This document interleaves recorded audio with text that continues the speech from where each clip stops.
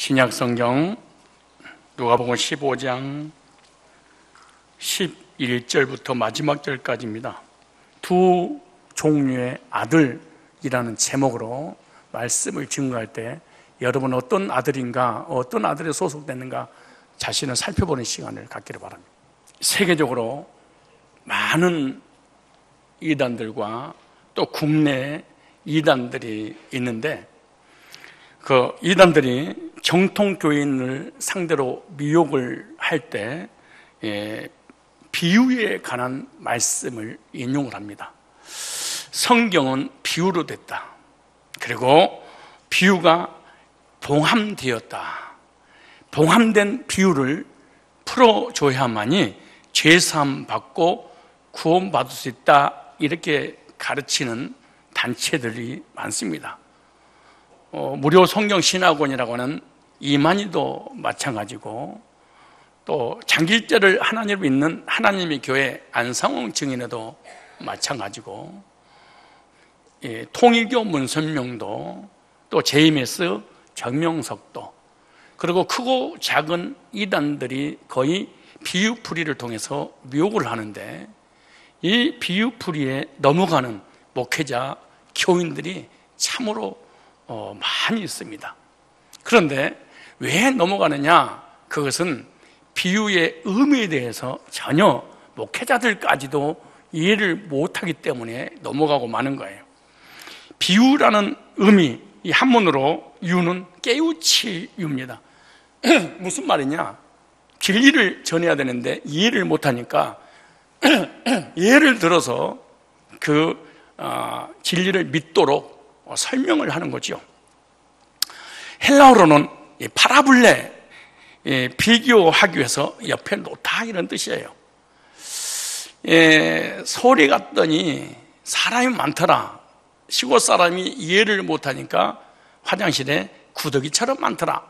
그러니까 구더기로 비유하는 거 보니까 서울에는 구더기가 많은 것이 아니라 사람이 많구나 이러는 거죠. 그래서 구더기는 화장실에서 산다. 화장실은 어떤 곳이냐? 똥이 있는 곳이다.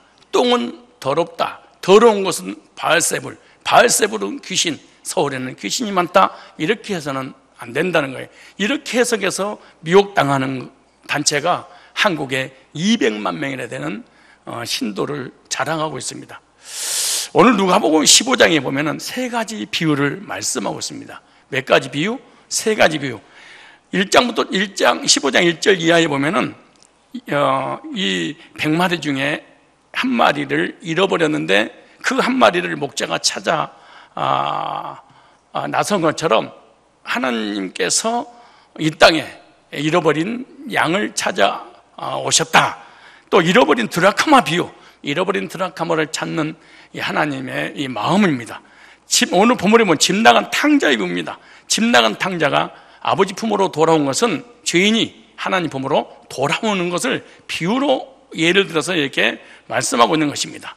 누가복음 15장의 비유들은 이 하나님의 은혜와 사랑을 도대체 이해를 못하니까 그걸 깨닫게 하기 위해서 이 세 가지 예를 들어서 설득을 시키는 하나님 주님의 의도가 있는 것이죠. 1절 3절을 읽어볼까요? 15장 1절부터 3절까지 모든 세리와 죄인들이 말씀을 들으러 가까이 나오니, 근데 여기 보니까 등장인물을 보니까 어떤 죄인과 세리, 천대시하는 버림받은 사람들이죠. 두 번째, 바리새인과 서기관들이 원망하여 가로되, 이 서기관과 바리새인들이 등장하죠. 이 사람이 죄인을 영접하고 음식을 같이 먹는다더라. 3절에 이럴 때 깨닫게 하기 위해서 예수께서 저에게 이 비유로 이르시되, 그러면서 4절부터 보니까 100마리 양 중에 잃어버린 한 마리 양을 찾아나는 목자처럼, 그 다음에 8절에 어느 여자가 10 드라크마가 있는데 한 드라크마를 잃어버렸다. 이 드라크마를 찾는 여인처럼 예를 든 거죠. 그리고 이제 본문에 집 나간 탕자의 비유를 예를 든 거죠. 그러니까 예수님이 말씀을 전할 때 수많은 사람이 몰려왔는데 그 수많은 사람들이 두 부류의 사람이었죠. 하나는 죄인과 세리, 또 한 부류는 바리새인과 서기관들. 근데 바리새인들은 가만 보니까 서기관들과 함께 이렇게 비방을 해요. 왜 예수님께서 죄인들과 함께 하느냐? 왜 예수님께서 죄인들과 음식을 먹느냐? 왜 죄인들에게, 지옥 갈 죄인들에게 말씀을 전하느냐? 그리고 예수님을 향해서 원망하고 불평한 내용이죠.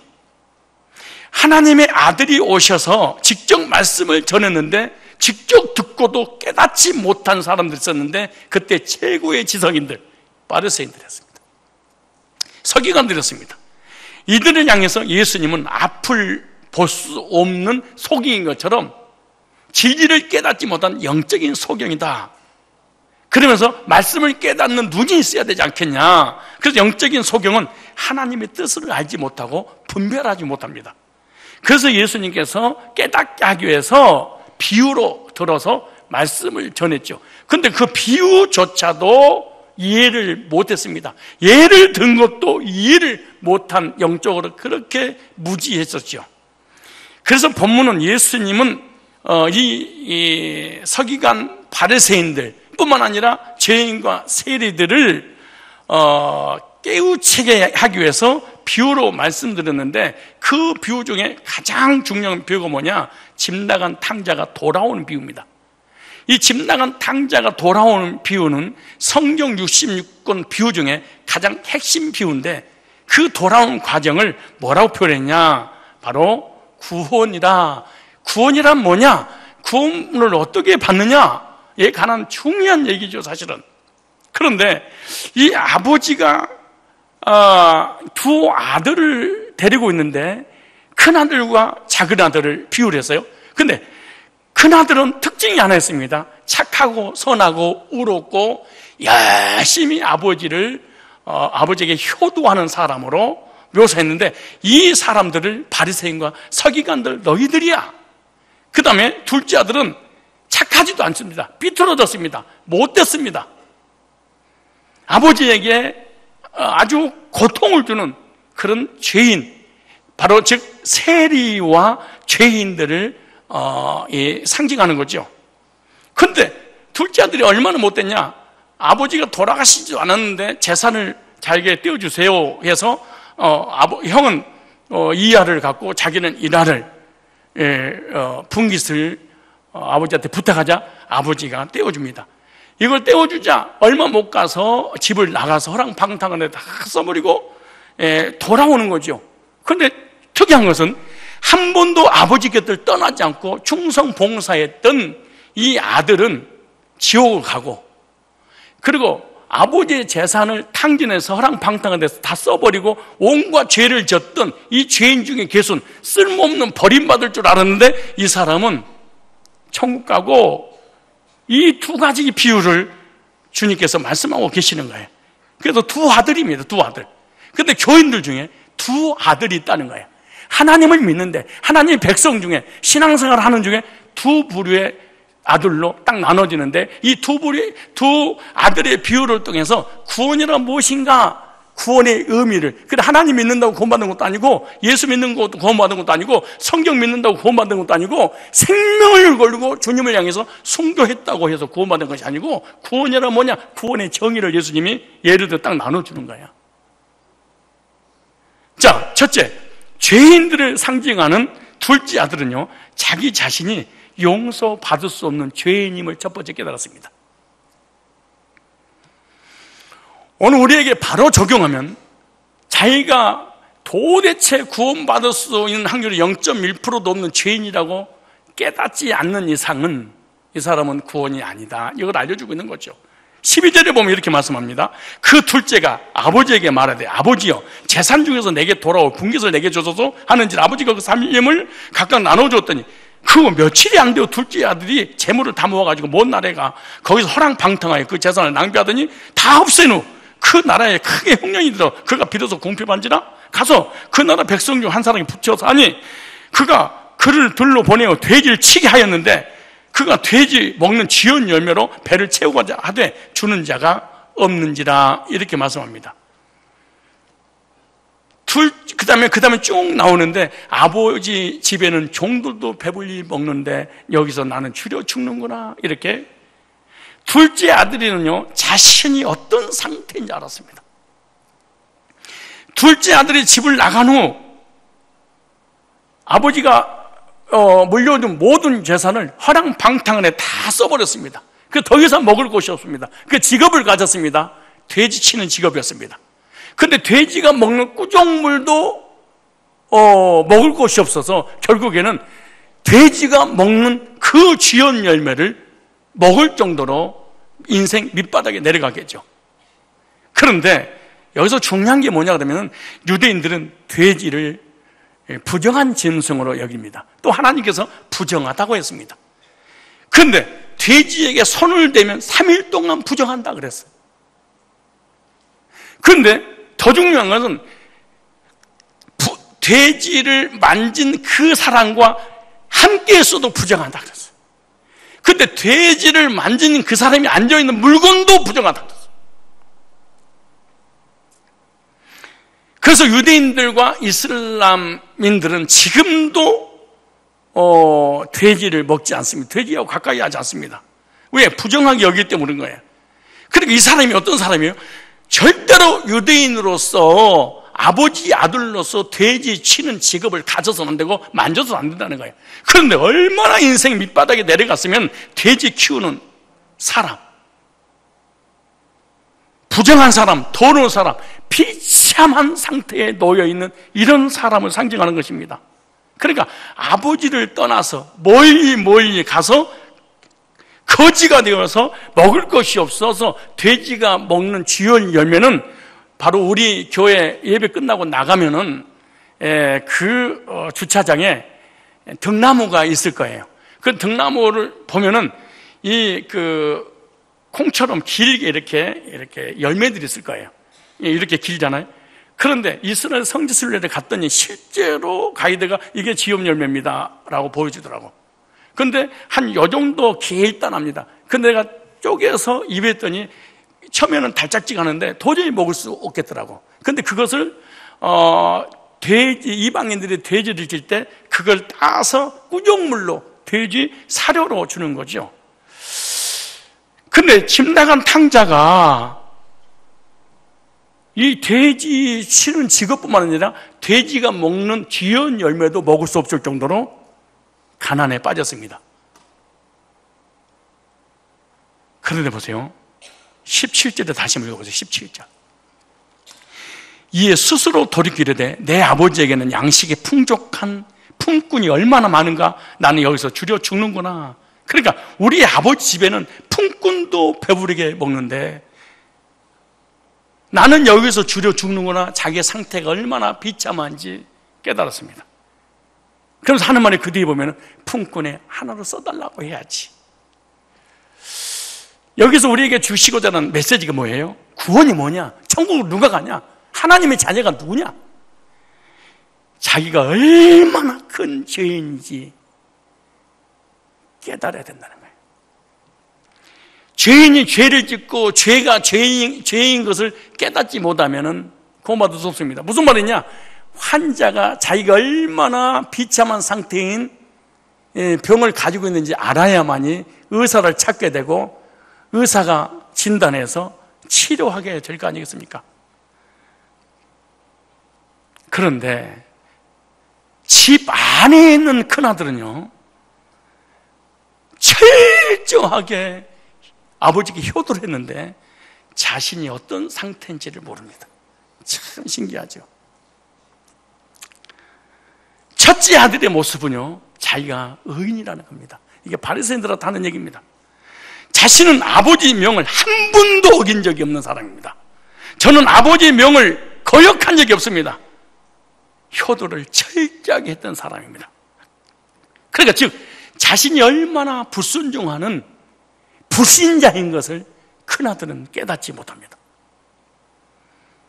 여러분, 자세히 이 말씀을 묵상해 보면 이 큰아들은 집에서 아버지 명을 거역한 적이 없단 말은, 바리새인들은 하나님을 거역한 적 없이 십계명의 조항을 철저하게 지켰다는 거예요.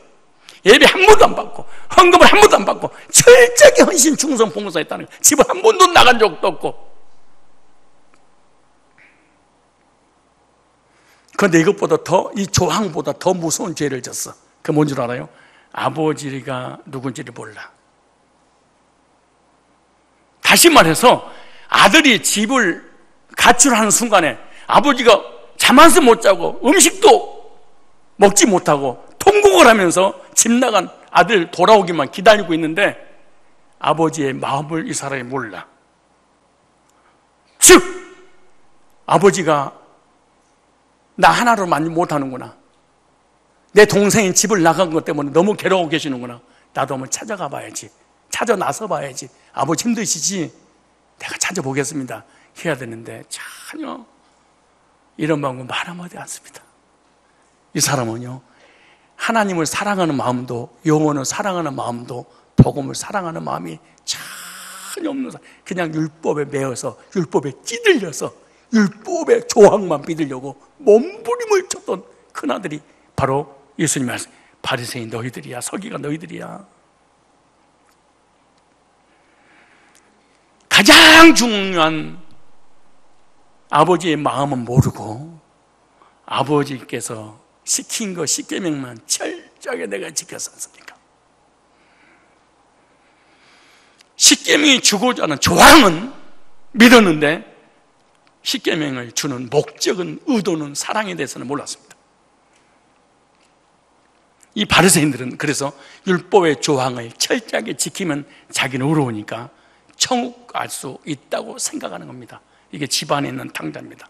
여러분들처럼 교회 다니는 사람들이겠죠. 무슨 말이냐? 자기가 죄인임을 깨닫지 못해. 율법주의자들 특징이. 그래서 하나님 마음 몰라. 하나님 주신 법을 하는데 하나님 마음은 몰라. 그런데 둘째 아들은 자신의 상태를 발견했습니다. 아버지 품을 떠나서 허랑방탕하게 비참한 상태였지만 자신을 발견했어요. 스스로 의인 될 수도 없고 스스로 구원받을 수 없고 스스로 천국 갈 수도 없고 딱 느낀 게 이겁니다. 아, 아버지께 돌아가는 길만이 살 길이구나. 여기서는 나는 죽는구나. 환자가 의사 앞에 가는 길만이 살 길이구나. 첫째 아들은 너무너무 당당한 의인으로서 당당하게 구원받고 천국 가는 바리새인과 사교된, 즉 율법주의자, 행위로 구원받은 자들을 큰아들로 묘사한 거야.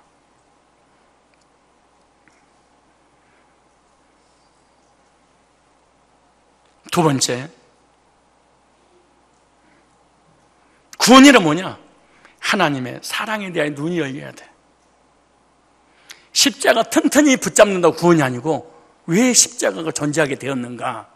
하나님의 사랑을 알아야 돼. 오늘 본문의 17절에 보세요. 이에 스스로 돌이켜 가로되 이르되 내 아버지에게는 양식이 풍족한 품꾼이 얼마나 많은고. 자 보세요. 아주 중요한 말이에요. 이에 스스로 돌이켜 이르되 내 아버지에게는 양식이 풍족한 품꾼이 얼마나 많고 나는 여기서 줄여 죽는구나. 내가 이런 아버지께로 가서 이르기를 아버지 내가 하늘과 아버지께 죄를 지었사오니 자기 상태 알았어요. 그리고 끝난 게 아니에요. 지금부터 아버지 아들이 일컬으면 감당지 못하겠다. 나는 품꾼 하나 써주셔서 무슨 말이냐? 나는 구원받을 확률이 0.1%도 없습니다. 나는 자유의지도 없습니다. 100% 하나님의 의외에는 없습니다. 하나님 사랑에는 없습니다. 그런데 어떻게 사랑을 깨달았냐? 이렇게 사랑해. 야, 우리 아버지 집에 있는 노예들은 그때는 사람 취급도 안 했잖아요. 노예들은 짐승만도 못했으니까. 이방인들은 노예들이잖아요. 우리 아버지는 얼마나 사랑이 많은지 종들도 배 터지게 먹이는데 나는 여기서 죽네. 아버지의 사랑을 깨달아. 얼마나 사랑을 깨달았냐? 아들을 사랑하는 사랑을 깨닫는 게 아니야. 어떤 사랑이냐? 주인이 노예를 사랑하는 사랑, 즉 아버지가 자녀를 사랑하는 사랑은 100이라고 생각하면 아버지가 노예를 사랑하는 것은 5% 되지 않거든 사실은. 근데 아버지의 사랑을 5% 정도 깨달았는데 죄인에게 그래서 박차고 아버지 앞에 나갈 수 있는 힘과 용기가 생겼어. 이야, 이 사랑은 위대한 힘입니다, 사실. 아버지 집에는 종들도 배불리 먹는데 나는 여기서 주려 죽는구나. 자신을 품꾼의 하나로 받아주세요. 이 탕자의 구원의 출발이 어떻게 시작되는 거예요? 아버지의 사랑을 조금 깨닫는 데부터 시작됐어요. 구원이 뭐냐? 십자가 튼튼히 붙잡고 몇 장 몇 절이 아니야. 십계명을 지키는 게 아니에요. 하나님의 사랑을 깨닫는 데부터 시작해서 죄인들은 주님 앞에 나갈 용기가 생겨.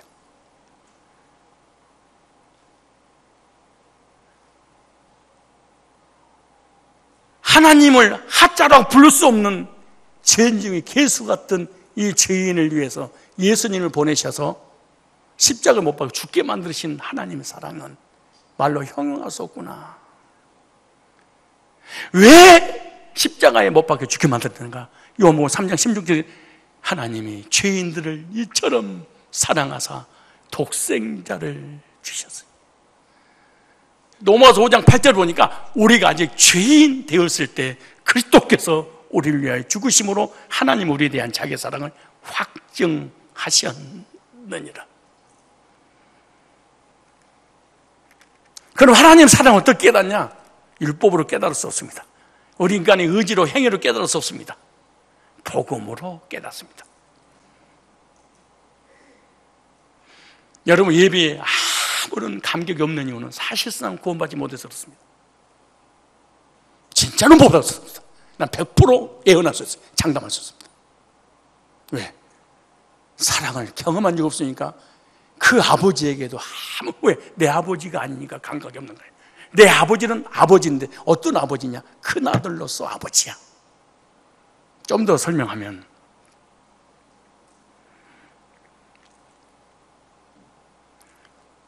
이 집 나간 탕자가 돌아올 수 없었던 것은 아버지 앞에 죄를 지었기 때문에 못 돌아온 거예요. 그런데 알고 보니까 아버지는 이미 집 나가 순간부터 아버지는 용서해놓고 돌아오길 기다리고 있었어.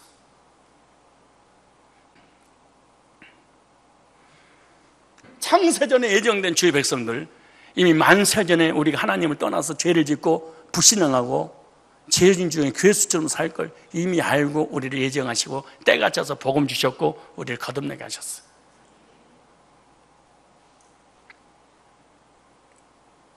돌아오면 용서한 게 아니고 이미 용서해놓고 돌아오기 기다리고 있었어. 왜 못 돌아오냐? 아버지의 사랑이 믿어지지 않으니까.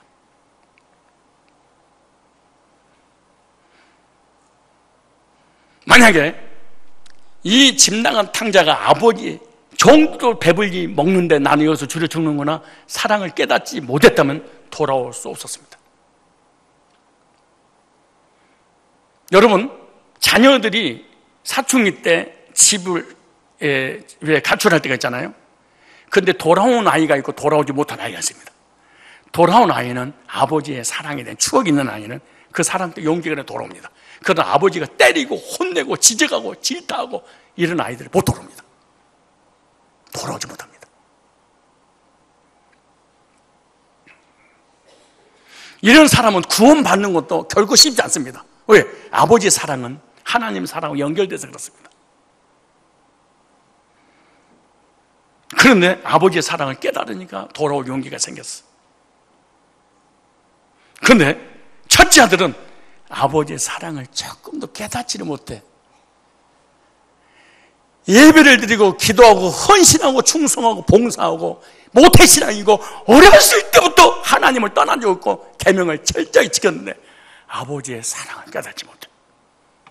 율법주의 특징이 뭔지 아세요? 하나님의 사랑을 몰라. 열심히 하나님을 섬기는데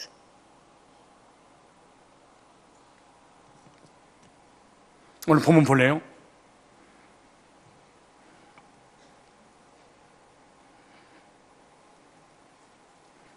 25절에 마다들은 밭에 있다고 돌아와 집에 가까이 왔을 때에 풍악과 춤추는 소리를 듣고 한 종을 불러 이 무슨 일인가 물은데 대답하되 당신의 동생이 돌아왔으면 당신의 아버지가 건강한 그를 다시 맞아들이되므로 인하여 살찐 송아를 잡아다니니 28절 보세요.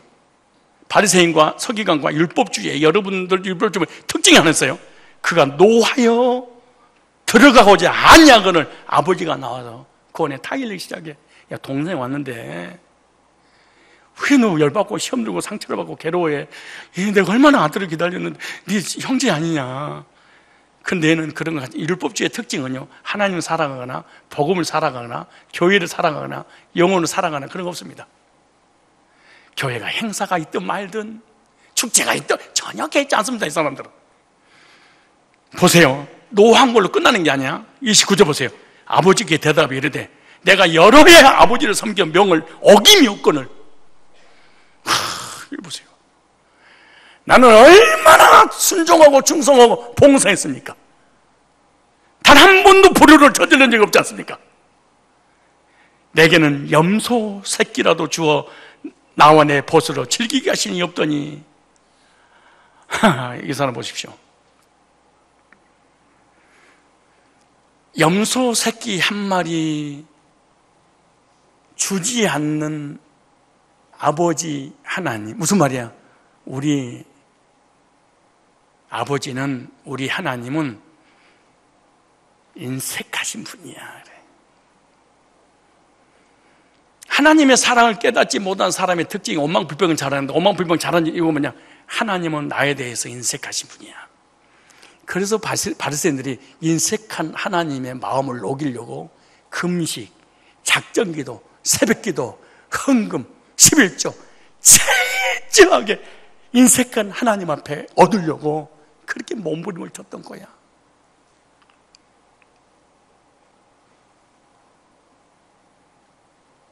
왜 여러분들이 구원받지 못한 줄 아세요? 딱 한 가지야. 하나님은 나에 대해 인색하신 하나님인데, 인색하신 하나님은 나에게 다 주지 않아. 그러니까 주야! 그러고 3번 꼭 부르다가 안 되면 7번은 불러야 되고, 막 금식을 하고 새벽 기도를 하고 하나님 매달려고 무릎을 꿇고 무릎이 관절이 나갈 정도로, 그래도 하나님이 줄까 말까는. 여러분, 에덴 동산을 왜 잃어버린 줄 아세요? 선악을 알게 하는 열매를 먹으면 정령 죽으리라. 근데 사단이 찾아가지고 이거 먹지 말라고 하더냐? 왜 주실라면 주시고 말라면 말지 왜 남겨놔? 아, 하나님 인색하신 분이구나 이거. 그래서 에덴 동산은 율법주의가 무너뜨려버린 거예요. 에덴을 무너뜨린 게 하나님과 우리 인간의 관계를 차단한 게 먼저라서 율법주의, 인색하신 하나님.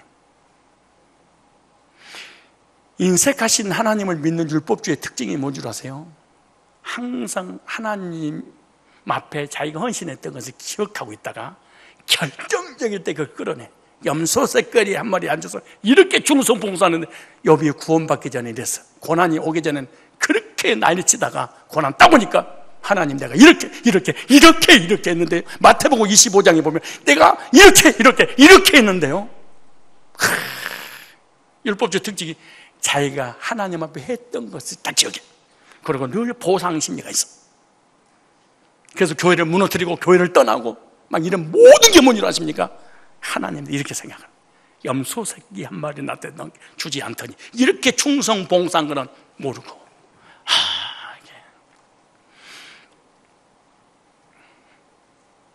그러니까 하나님의 사랑을 깨닫지 못하게 되면 어떤 일이 보냐? 하나님과의 계산적인 관계가 돼서 이렇게 하면 복 주고 이렇게 안 하면 안 주는 거야. 항상 거래를 해. 여러분들이 구원받지 못하고 구원의 감격이 없이 행복한 그리스도의 삶을 살지 못한 건 하나님과 여러분의 관계가 율법적 관계여서 그래. 그래서 그런 거야.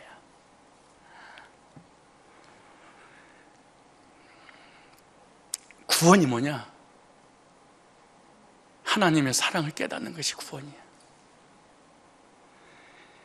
바울은 구원받고 끝나는 것이 아니라 하나님 사랑의 길이와 깊이와 넓이와 높이를 깨닫기를 원한다. 성장해라. 어떻게 성장하냐? 누가 믿음이 좋냐? 누가 믿음이 안 좋냐? 성경 천독해서 되는 게 아니야. 누가 하나님의 사랑을, 누가 복음을 깊이 깨닫느냐? 이것이 믿음의 성장의 성숙의 기준입니다. 우리가 하나님의 사랑을 어떻게 깨닫냐? 두말할 것도 없습니다. 복음을 통해서만 깨닫습니다. 나는 자연사랑, 자연을, 공중에 나는 새도, 들의 백합화도, 모든 만물을 하나님이 다스리고 지키고 보호하시고 먹이시더니 하나님 사랑이 위대하세요. 그렇게 그 하나님 나를 사랑하세요. 그건 말씀 못합니다. 설사 하나님 사랑을 믿어도 그건 잘못된 겁니다. 복음으로 하나님 사랑을 깨닫는 것이죠. 복음이 뭔데요? 하나님의 사랑을 전달해 주는 거죠. 죄인을 위해서 십자가에 못 박아 죽일 정도로 너를 사랑했단다. 구원이 뭐냐? 그 하나님의 사랑을 영접하는 것이죠. 세 번째, 구원이 뭐냐? 하나님의 은혜를 체험하는 겁니다. 첫째, 죄인임을 깨달았어요. 두 번째, 하나님의 사랑을 깨달았어요. 세 번째, 하나님의 은혜를 깨달았습니다. 은혜 뭐예요? 거저주시는 거죠. 거저주 뭐예요? 한 것이 아무것도 없는데 일방적으로 사랑해서 나에게 은혜를 베풀어. 보세요, 뭐라고 말씀하시는가? 20절에 이에 일어나서 아버지께로 돌아가니라. 또 거리가 먼데 아버지가 그를 보고 치근히 여겨, 언더라인 치근히, 이걸 불쌍히 여겨. 이것이 구원입니다. 이게 구원의 핵심이죠. 이게 달려가 모으러갖고 입을 맞추니 아들이 이르되 아버지, 내가 하늘과 아버지께 죄를 지었사오니 지금부터는 아버지 아들 일컬음을 감당하지 못하게 하나? 아버지는 종들에게 이르되 제일 좋은 옷을 내어다가 입히고 손에 가락지를 끼고 발에 신을 신겨라. 그리고 살찐 송아지를 끌어다가 잡으라. 우리가 먹고 즐기자. 이 내 아들은 죽었다가 다시 살아났으며 내가 잃었다가 다시 얻어놓으니 그들이 즐거워하더라. 여기 22절 보니까 다시 한번 22절 다 같이 읽어보세요. 시작. 아버지는 종들에게 이르되 제일 좋은 옷을 내어다가 입히고 손에 가락지를 끼고 발에 신을 신겨라. 그리고 살찐 송아지를 끌어다가 잡으라. 우리가 먹고 뭐하자? 즐기자. 제일 옷을, 가장 좋은 손에 가락지를, 신을 신고 짐승을 잡아서 동네 사람을 불러놓고 잔치를 했습니다. 탕자가 뭘 잘했길래 이렇게 잔치를 배설하는 거예요? 탕자가 하는 일이 뭐예요? 탕자의 직업이 뭐예요? 하나님이 가장 싫어하는 돼지치는 직업, 가장 싫어하는 우상숭배죄, 가장 타락한 사람들이 가지고 있는 일만 했던 사람이 바로 탕자. 이 사람이 잘한 거 아무것도 없습니다. 아무것도 잘한 것이었고 평생 동안 죄만 졌는데 아무것도 안 했는데 잔치를 빚었어. 은혜입니다. 음. 20절에 이에 일어나서 아버지께로 돌아가니 아직도 거리가 먼데 아버지 그를 보고 치근히 여겨. 성경에서 우리를 구원한다는 단어가 나올 때마다 치근이란 단어가 나오면 다른 말로 긍휼히 여겼다, 우리말로 쉽게 하면 불쌍히 여겨. 불쌍히 여겨 좋게 봐주는 거야. 디도서 3장 3절에 구원받은 걸 꼭 이렇게 구원받아야 됩니다. 요거에서 0.1%도 벗어나면 이거는 구원이 잘못된 겁니다. 디도서 3장 보세요. 3절에 우리도 전에는, 탕자뿐만 아니라 우리도 전에는 어리석은 자여 순종치 아니한 자 속은 자 여러 가지 정욕과 행락에 종노릇 앉아요. 악독과 투기를 일삼는 가증스러운 자 피참 미워한 자. 우리는 죄인 중에 계속 벌레들이었죠. 근데 보세요, 우리 구주 하나님의 자비와 사람 사랑하심을 나타낼 때 어떤 사람을 사랑했어요? 죄인들을. 근데 보세요, 우리를 구원하시되, 구원의 방법이죠. 어떻게 구원했죠? 우리 행한 바 의로운 행위로 말미암지 않고. 근데 유대인들, 바리새인들, 율법주의자들은 행위로 되는 줄 알았어. 오직 그의 긍휼을 치근히 여겼어. 불쌍히 여겨 따라 중생의 씻음과 성령의 새롭게 하심으로 하소서니 우리 주 예수 그리스도로 말미암아 우리에게 성령 풍성히 부어주사 우리로 그 은혜를 힘입어 의롭다 하심 얻어 영생의 소망을 따라 상속자가, 이게 성령 세례입니다. 성령을 얘기할 때 언제든지 은혜로 거듭나서 천국을 주신다고, 죄를 용서해 준다고 할 때 성령이 딱 개입됐습니다.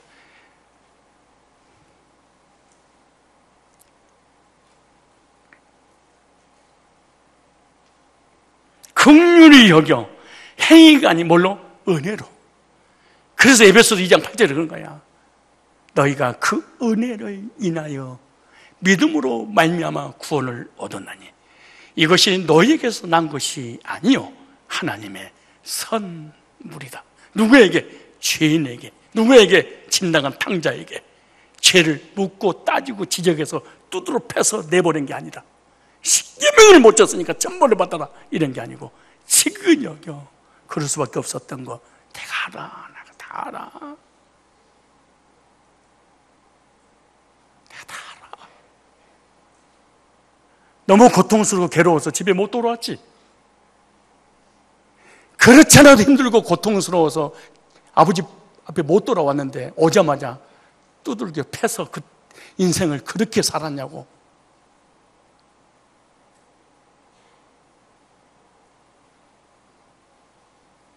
첫째 아들의 태도 볼까요?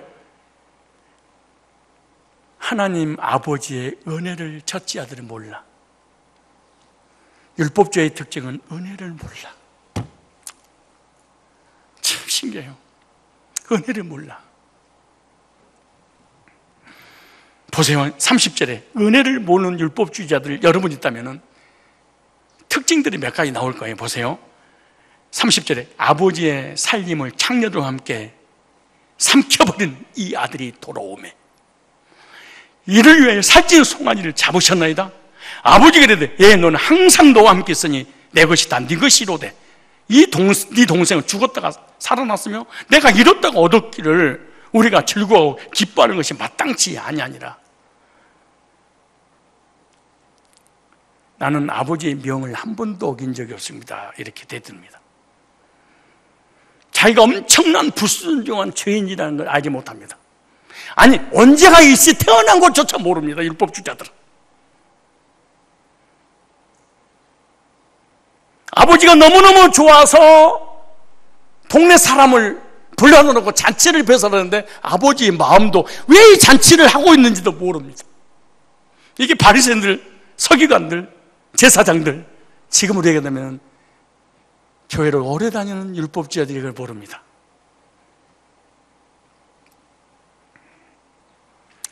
이 말씀을 좀 더 깊이 묵상하면요, 이 형은요 평생 동안 아버지의 관계가 좋지 않았다는 것을 우리가 알 수 있습니다. 아버지의 관계가 안 좋아. 그러니까 덤벼버리지. 아버지의 관계가 좋았다면 이렇게 대들진 않았겠지.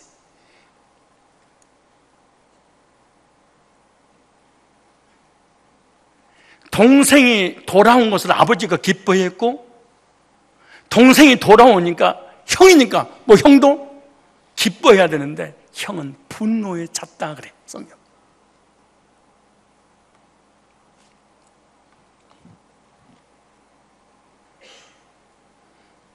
기분 나쁘다는 거예요. 율법주의의 특징이 뭔지 아세요? 구원 간증을 하거나 하나님 은혜를 받고 하나님 사랑받았다 그러면은 화가 치밀어 축복해 주지 않습니다. 화가 납니다. 기초 가지고 말이야. 구원의 기초 가지고 나도 한때 다 말렸었어. 지금은 식어서 그렇지. 큰아들 신앙의 특징이 뭐예요? 아버지의 관계가 안 좋았다. 율법주의는 하나님 관계가 안 좋구나. 특징이 뭐예요? 소외감을 느낍니다. 하나님 앞에 늘 버림받은 생각을 하셨습니다. 그럼 인정받으려고 무던한 노력을 하지요. 여기 보세요. 잔치집에서 나가버리고 대문 밖으로 나가버려. 그래 아버지 찾아가. 너 왜 그래? 동생 왔는데 왜 나갔어요? 소외감 때문에. 율법주의자들은 소외감을 잘 느끼는구나 이게. 하나님과 사람 앞에 버림받았구나. 다 이 생각을 스스로.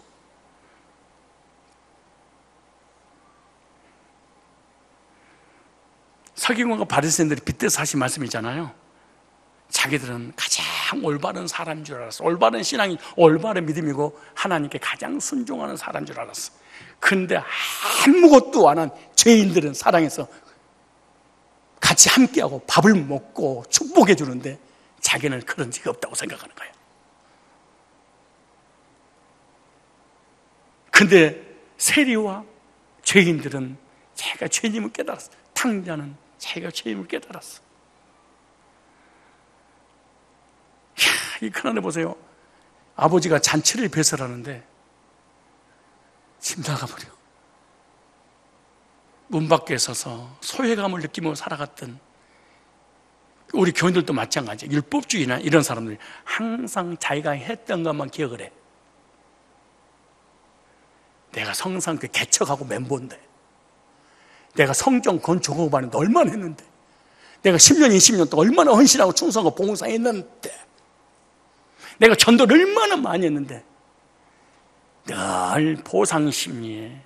그런데 사랑이 딴 데로 딱 가는 걸 느끼면은 하나님에 대해서 사람들이 인색하거나 그리고 스스로 소외감을 느끼게 돼.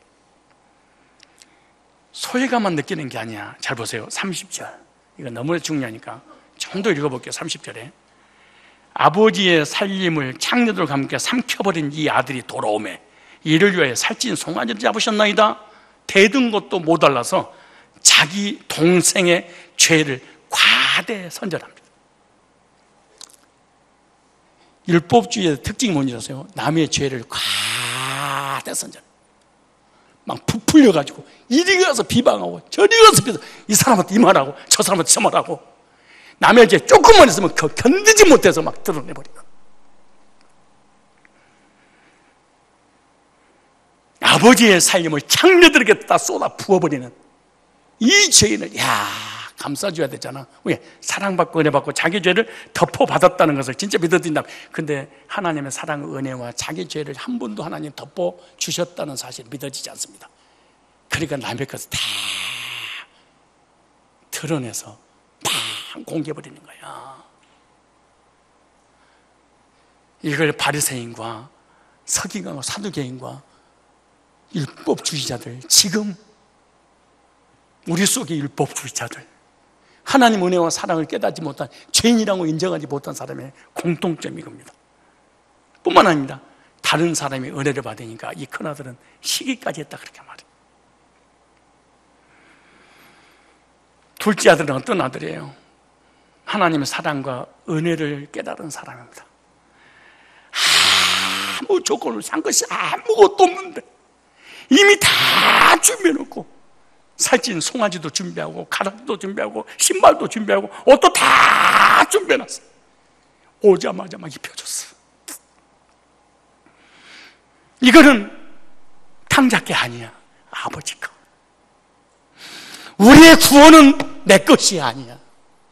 내가 구원의 행위가 0.1%라도 구원을 이루는 데 있어서 포함되어 있다. 내 자유의지가. 이거는 거듭난 사람이 아니야. 이거 거듭난 사람이 아니야. 아무리 정직하고 아무리 거룩하고 아무리 어렵고 십계명을 철저하게 지키고 한 점 부끄러움이 없는 삶을 살았어도 중보다는 못 살았을까. 그래도 고마워도 뭐. 구원이 뭐예요? 죄의짐을 인정하는 거예요. 구원이 뭐예요? 내 스스로 용서받을 수 없어. 하나님의 은혜와 사랑에는 없습니다. 와서 보니까 하나님 다 준비해놓고 다 입혀주셨네. 예수의 그로. 이게 하나님 자녀구나. 그런데 큰아들은 이 잔치를 싫어해. 이 큰아들은 소외를 당했어. 시기심이 가득 찼어. 이 큰아들은 인색한 하나님으로 생각했어. 목사님, 이 말씀을 왜 전하는 거예요? 첫째, 여러분들 구원을 위해서 점검하라고. 어떻게 보면요, 구원 안 받은 사람이 하나님을 더 잘 섬기고 율법을 더 잘 지키고 헌신을 더 잘할지도 몰라. 왜? 잘 보이려고. 왜? 구원을 받아야 되니까. 그럼 막 산 사람은 그럼 구원 받는 사람이에요? 또 그런 건 아니야. 또 하나는 이 본문에서 잔치가 열렸잖아요. 이 말씀을 준비한 동기가 또 하나 있죠. 앞으로 3주도 채 안 남았습니다. 이 지구에서 우리 성산교회 축제 문화축제를 해야 되는데 이건 축제입니다. 천국 잔치입니다. 전 성도가 하나가 돼야지 나는 쏙 미꾸라지 빠져가지고 구경하는 구경꾼이 되는 사람 안 됩니다. 기뻐 뛰고 찬양하고 감격 속에 하나가 되어서 하나님 나라를 이루는데 자기는 방관한 상태가 돼서 저것들 말이야 지적하고 판단하고 비판하고 남의 단점을 과대 선전만 하는 이런 큰아들, 이런 바리새인, 이런 율법주의가 되지 말아야 된다는 거예요. 우리 하나님의 은혜와 일방적인 사랑으로 구원받고 하나님 자녀가 됐다면 동생들에게 나눠주는 것이잖아요. 뭐를? 이 은혜와 사랑을 알려줘야지. 이것이 우리의 사명이고 증인의 삶입니다. 일평생 살면서 내가 만난 예수 얘기 한 번도 안 하고 죽을 수 있겠습니까?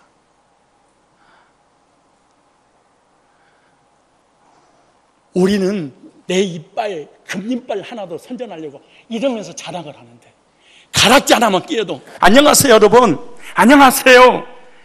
신랑이 가락지, 은가락지 하나만 끼워줘도 난리 버거지 피우고 중집 가가지고 짜장면 한 그릇도 먹어도 맛있어가지고 거기 한번 가보라고 난리 치는데 은혜로 값없이 구원의 선물을 베풀어 주시는데 단 한마디 예수 얘기 못하고 교회 한 명도 그렇게 헌신하고 충성하면서 영혼 구령하는 데는 무관심하면서 나는 둘째 아들이야, 나는 거듭나서 구원받은 하나님 백성이야 라고 말을 해도 누가 나를 알아주겠습니까? 그건 누가 인정하겠습니까?